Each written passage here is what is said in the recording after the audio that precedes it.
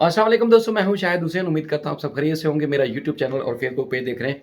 इस वीडियो में हम बात करेंगे गुलाम हैदर के बच्चों से मुताल्लिक कुछ डिटेल्स और कुछ अपडेट्स के साथ साथ कुछ लोगों को इस वीडियो में जवाब भी देना है। वो जवाब बनता नहीं है, लेकिन क्योंकि उनकी तरफ से कुछ सवालात उठाए गए हैं और वो सवालात जो है पाकिस्तान से मुताल्लिक हैं, गुलाम हैदर से मुताल्लिक हैं, मेरे मुताल्लिक हैं। तो मैंने सोचा कि अवाम को जिस तरह गुमराह किया गया है, कम से कम लोगों को सही चीज़ बताने के लिए मैं अपना वक्त निकालूँ। तो इसलिए हमने एक तवील अरसे से इस मामले को छोड़ा हुआ है, क्योंकि पेशरफ्त हो नहीं रही, मज़ीद कोई अपडेट्स है नहीं। तो हम इस किस्से में, इस मामले में बात ही नहीं कर रहे।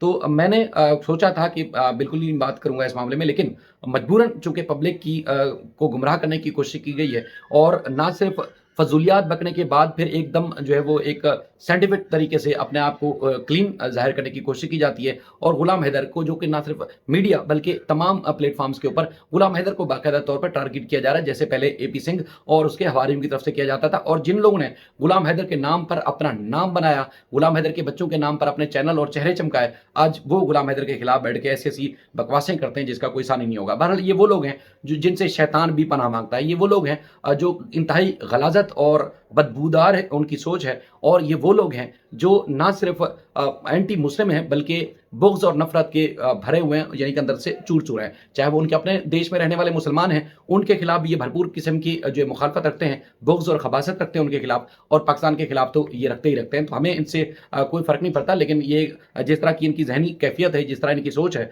तो वो ना सिर्फ चाहते, जिस तरह इनके बस में होता है, जिस तरह की बड़के मारते हैं और मर्दनुमा औरतें हैं, या तीसरी दुनिया के तीसरी मखलूक से ताल्लुक़ रखने वाले लोग हैं, या फिर जो एक सस्ता नशा करने वाले लोग हैं, वो जिस तरह की चीज़ें बकते हैं वो पूरी दुनिया जानती है। बहरहाल उसके बारे में कोई कहने की बात नहीं है कि अगर पाकिस्तान को ऐसा कर देंगे, पाकिस्तान को ऐसा कर देंगे। अल्लाह का शुक्र है, पाकिस्तान कायम व दायम है और इंशाल्लाह कायम व दायम रहेगा, और तुम लोगों की जो बक-बक का है उसका सिलसिला जारी रहेगा। लेकिन जो असल पॉइंट्स हैं उसके ऊपर मैं आता हूँ।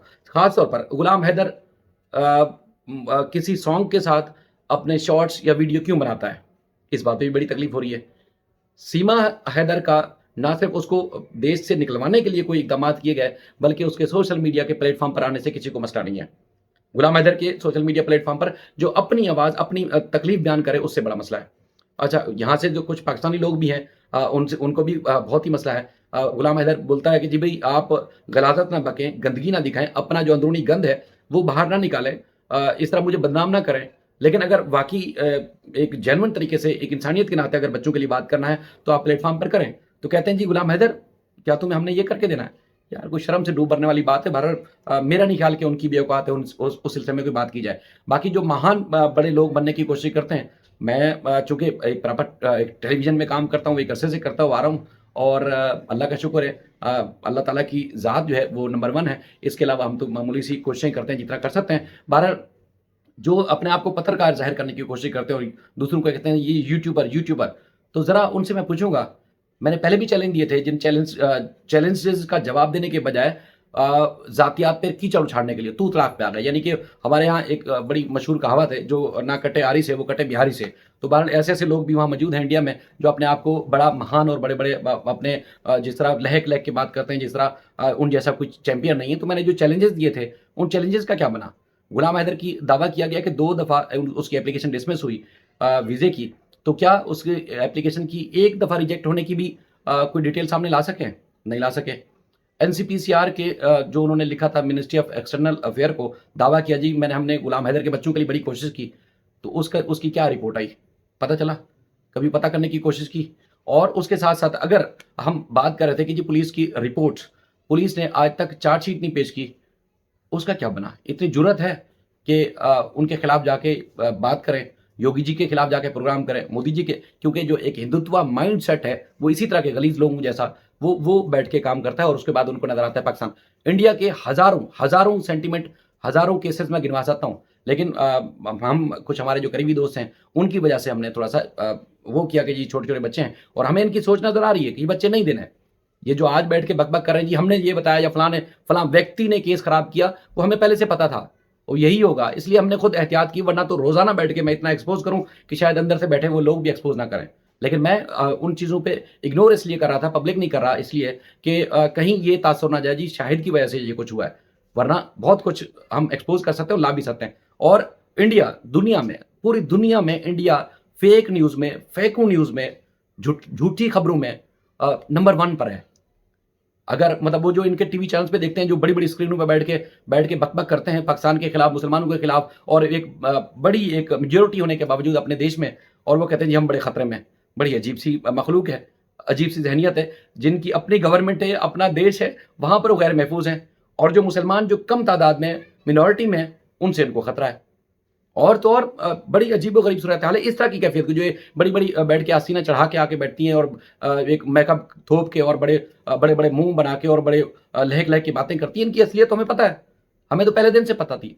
लेकिन चेहरे इन्होंने गुलाम हैदर की वजह से चमकाए। गुलाम हैदर का नाम ले लेके चमकाए। हमें जो कितनी दफ़ा तरले करते थे, गुलाम हैदर के इंटरव्यू करा दीजिए जी, देखिए जी, और ये एक-दूसरे को पहले से एक्सपोज़ करते थे, लेकिन हम इनका लिहाज़ करते थे। अभी भी बहुत सारी चीज़ें मैं चूँकि इस कीचड़ में, गंद में पड़ना नहीं चाहता, क्योंकि मैंने ज़िम्मेदारी ली थी कि गुलाम हैदर को रिलीफ़ दिलाना है, और जिस तरह हमने कोशिश की है, और इतना करके रहेंगे, और इंशाल्लाह कोशिश करेंगे कि जब तक दम में दम है, जान में जान है, जब तक खामोश नहीं बैठेंगे। लेकिन ऐसे फेंकू लोग जो शुरू से कहते आ रहे थे, आज ये होने वाला है, आज ये होने वाला है। मैंने पहले भी बताया कि कई लोग कहते थे गुलाम हैदर को वीज़ा जारी हो गया।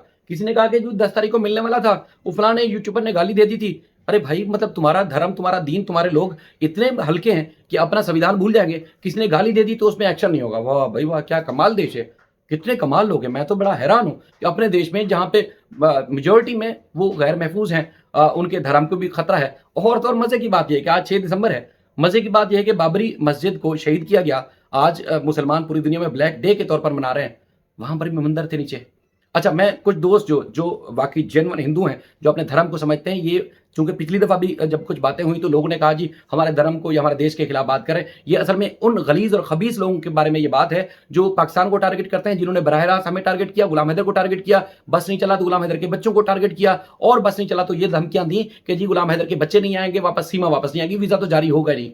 तो आपकी कोर्ट ने ऑर्डर जारी किया था कि जो हैदर को पेश करें, वो ये कोर्ट से बड़े हैं। आपका संविधान कहता है जो इलीगल ट्रेसपासर होगा उसकी सजा होगी, उसको वापस भेजा जाएगा। ये जो बैठ के भक-भक करते हैं, जो लोगों की जहनसाजी करते हैं, क्या ये उस संविधान से, उस कानून से बड़े हैं? ये जो बैठ के जो महिलाएं जो अपने आप को बड़ी कहती हैं, चैंपियन बनती हैं, क्या ये उस संविधान से ज्यादा ताकतवर है? क्या संविधान इनके कहने पे चलेगा कि जी ये कह देंगे, ये नाराज हो गए चूंकि गुलाम हैदर ने इनका फोन अटेंड नहीं किया, गुलाम हैदर ने इनके जो है लाइव इसमें यूट्यूब चैनल पे नहीं किया, तो उसके बाद फिर ये ना या तो जफर बलोच को या सीमा की पुरानी वीडियोस पब्लिक करने की धमकियां देंगे, या तो कहेंगे देखिए शुरू से केस को खराब किया गया और हम आके इसको पूरी दुनिया को बताएंगे। बता दो, जो कुछ ढका छुपा है वो भी रख दो सामने कि बचा ही क्या है। और केस कहते हैं जी खराब किया गया। केस सीधा ही कब था जब आज खराब किया गया? कोई सीधा तो बता दे। जब से एफआईआर हुई उसके बाद क्या चार्जशीट पेश की गई? जब से मोहम्मद मलिक साहब ने जो केसेस किए, क्या उनमें कोई पेशरफ्त हुई? नहीं हुई। जिस तरह पेशरफ्त हुई वो आप सबके सामने है। वीजे के लिए 6 महीने से 8 महीने से ख्वार हो रहे हैं, क्या पेशरफ्त हुई? बहुत ज्यादा राज हैं, बहुत सारी, चूंकि मैंने जिम्मेदारी ली हुई है इसलिए मैं उस जिम्मेदारी की वजह से चीजें नहीं पब्लिक कर रहा। बहुत सारी चीजें जो मेरे करीबी लोग हैं वो बहुत अच्छे से जानते हैं, वरना जब वक्त आएगा ना तो एक एक चीज, एक एक बंदे का नाम लूं और उसके सबूत के साथ बताऊं कि उसने हशर क्या खराब किया था, तो फिर ना वो मुंह दिखाने के काबिल रहेंगे, ना तुम लोग मुंह दिखाने के काबिल रहोगे। और जहां तक एक लोग जो है कुछ काफी दिन से कह रहे हैं जी शाहिद ने हमारी मिलिट्री को, हमारी आर्मी को चूड़ियां पहनाने की बात की, तो मैंने इस खबीस औरत की वजह से ही ये कहा था, क्योंकि इसने कहा था कि अब हमारी महिलाओं को बिठा बिठा के यूट्यूब चैनल पे हमारे देश के खिलाफ बात कराते हैं और मैं इनको चूड़ियां भेज दूंगी। तो मैंने कहा चूड़ियां तो उनको पहनाओ जो मिलिट्री के लोग थे, जो सीमा को नहीं रोक सके, चूड़ियां तो उनको पहनाओ जो आज तक इन्वेस्टिगेशन पूरी नहीं कर सके, चूड़ियां तो उनको पहनाओ जो संविधान पर अमल दरामद नहीं कर रहे। हमारे लिए चूड़ियां किस बात की है? उस बात के जवाब में फिर देखें जी हमारे मिलिट्री के खिलाफ बात करें, हालांकि मैंने उस औरत को जवाब दिया था। इसलिए टारगेट ये चंद लोग करते हैं, जब उनको जवाब मिलता है तो फिर कहते हैं जी हमारे पूरी देश, हमारी पूरी कौम को, हमारे लोगों को गाली दे रहे हैं। भाई वो जो बकवास करते हैं पहले उनको भी रोका करो। और जहां तुम्हारे धर्म के खिलाफ बात हो रही है मैं तो उसकी रिस्पेक्ट करता हूं, हमेशा की तरह करूंगा, लेकिन ये कि जहां धर्म के खिलाफ बात हो रही है वहां जाते क्यों सुनते हो? हमें जहां किसी कोई बुरा भला बोलता है, किसी मुसलमान को बुरा भला बोलता है, हम तो कभी मर के भी उस प्लेटफॉर्म पे ना जाए, तुम लोग क्यों चले जाते हो? बायकॉट करो उनका। और यही जो फसादी औरतें हैं ये बैठ के गंद कर रही हैं और तुम लोग इनको बड़ा हीरो समझ रहे हो, ये असल में गंद फैला रही हैं।